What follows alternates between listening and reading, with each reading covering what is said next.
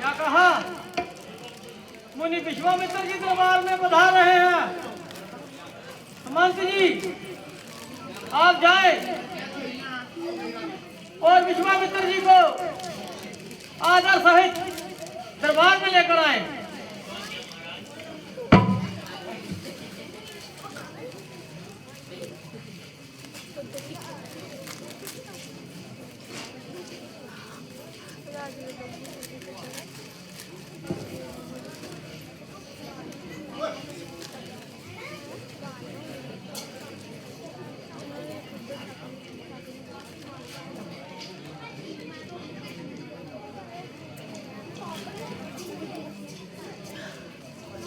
प्रणाम ऋषिवर।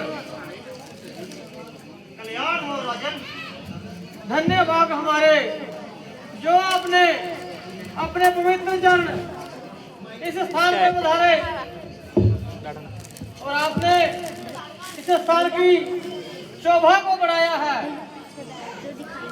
हे मुनिवर, आपके दर्शनों से चित्त प्रसन्न हुआ। आइए मुनिवर, आसन ग्रहण कीजिए।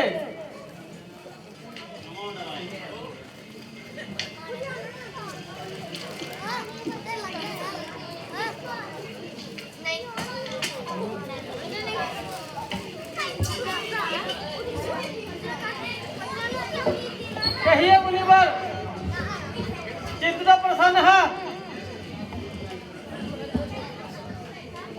बच्चों, भूमि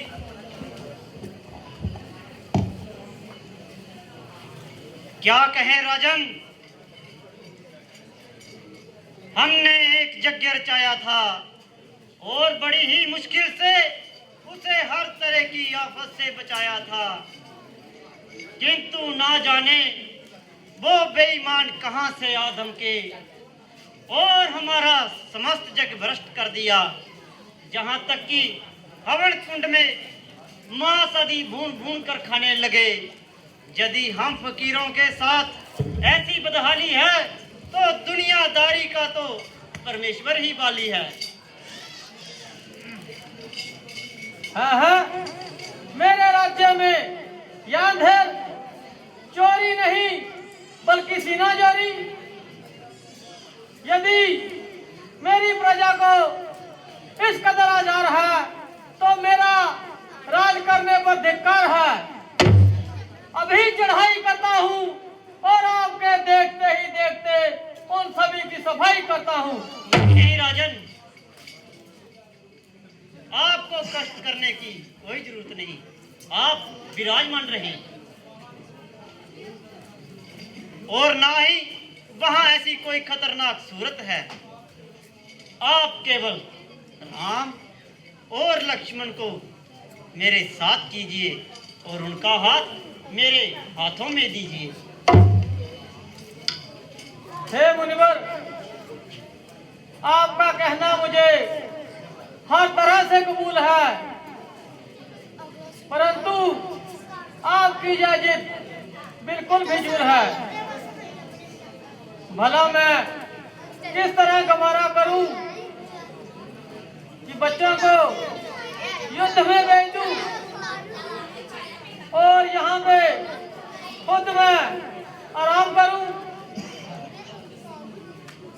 हे मुनिवर, आप माने या ना माने, वे बेचारे तरीके जंग क्या जाने। आश्चर्य और आश्चर्य कि रघुकुल में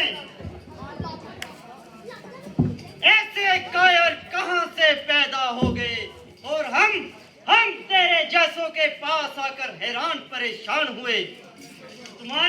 तुम्हारे पूर्वजों में आज तक किसी ने ऋषियों की सहायता करने से इनकार नहीं किया, किंतु तूने तो राजा दिलीप और उनके नाम और इज्जत को खाक में मिला दिया।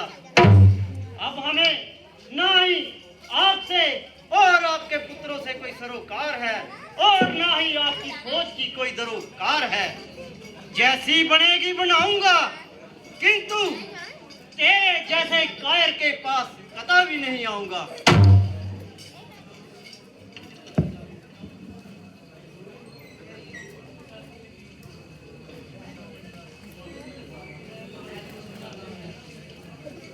मुनिवर, मैं महाराज जी को समझाता हूँ, वह तो पुत्र मोह में पड़े हुए हैं।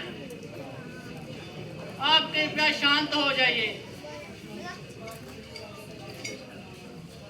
मुनिवर, आप ही महाराज को समझाए, वरना धर्म की तौहीन होगी।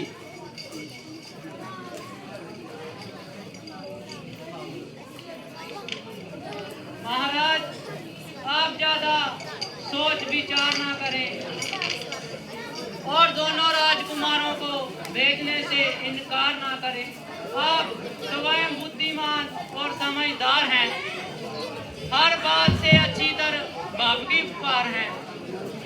महाराज, यदि मुनिवर खाली गए तो बहुत रुसवाई होगी और संसार में मुफ्त की हंसाई होगी।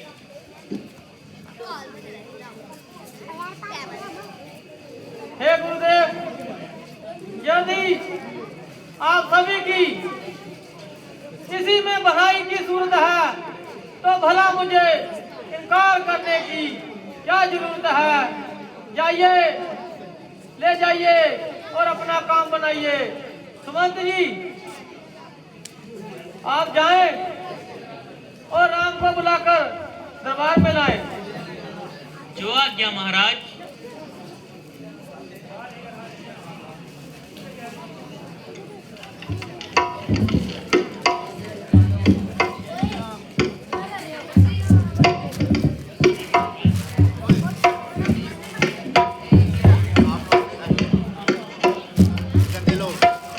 सब गंदे लोग हैं।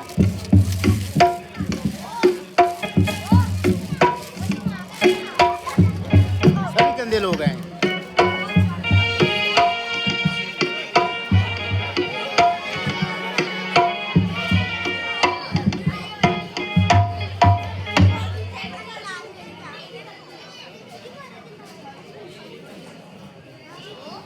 आयुष्मान बेटा राम, आयुष्मान बेटा राम।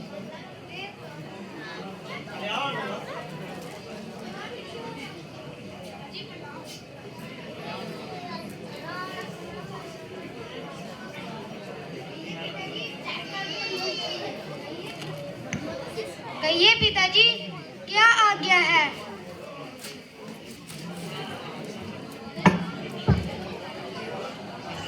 लीजिए मुनिवर, दशरथ अपने दोनों पुत्रों को आपके हवाले करता है और इनके हाथ आपके हाथ में देता है।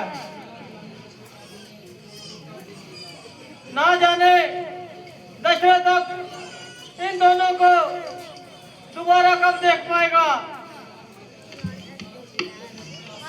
बेटा राम, बेटा लक्ष्मण, आज से दशरथ आपका पिता नहीं बल्कि मुनि विश्वामित्र जी आपके पिता है।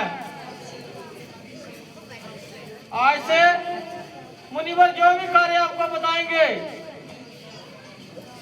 आपको उनकी आज्ञा अनुसार सभी कार्य करना है। बेटा राम, एक बात हमेशा याद रहे कि रघुकुल रीत सदा चली आई, प्राण जाई पर भजन न जाई।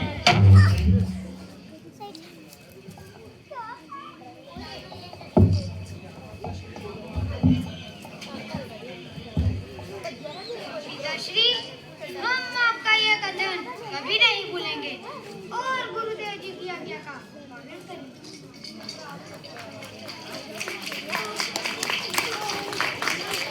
अच्छा तो राजन, अब हमें चलने की अनुमति दीजिए। चलो बेटा राम, चलो बेटा लक्ष्मण।